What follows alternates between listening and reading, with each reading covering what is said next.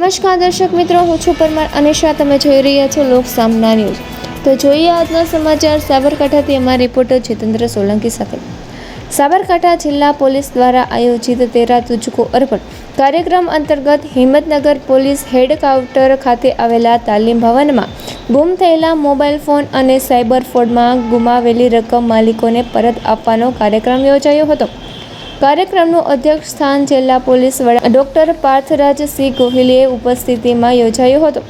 કાર્યક્રમ દરમિયાન કુલ 116 ગુમ થયેલા મોબાઈલ ફોન, જેની અંદાજે કિંમત 34.80 લાખ થાય છે, તે મૂળ માલિકોને પરત આપવામાં આવ્યા હતા.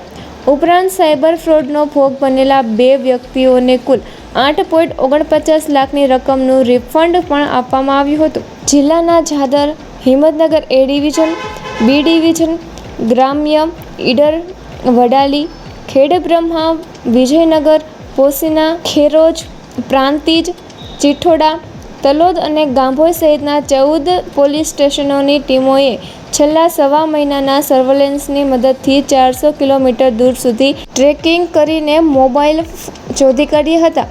મોબાઈલ અને રકમ પરત આપવાના કાર્યક્રમમાં પાયલ સોમેશ્વર, A.K. પટેલ, સ્મિત ગોહિલ અને કુલદીપ નાઈ સહિતના અધિકારીઓ હાજર રહ્યા હતા. સાબરકાંઠા જિલ્લા પોલીસ દ્વારા તેરા તુજકો અર્પણ કાર્યક્રમનું આજ આયોજન કરવામાં આવ્યું હતું, જેમાં આશરે 116 જેટલા મોબાઈલ ફોન્સ જે છે એ છેલ્લા સવા મહિનાની અંદર રિકવર કરવામાં આવ્યા છે.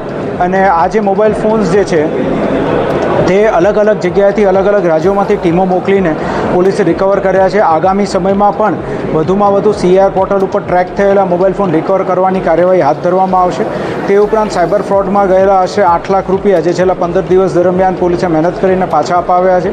અને એમાંથી એક વ્યક્તિને 81% જેટલી રકમ જે છે એ પરત મળવા માટેમાં પોલીસને સફળતા મળી છે.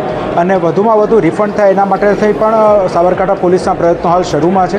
તમામ નાગરિકોને વિનંતી છે કે આ 1930 પોર્ટલ અને CIR પોર્ટલનો વધુમાં વધુ ઉપયોગ કરો. અને અમે આપ સૌ લોકોનો જે કંઈ પણ સામાન ગયો છે, જે પૈસા ગયા છે કે અથવા મોબાઈલ ફોન ખોવાણા છે, એ પરત અપાવવા માટે પૂરેપૂરો પ્રયત્ન કરીશું. જય હિન્દ.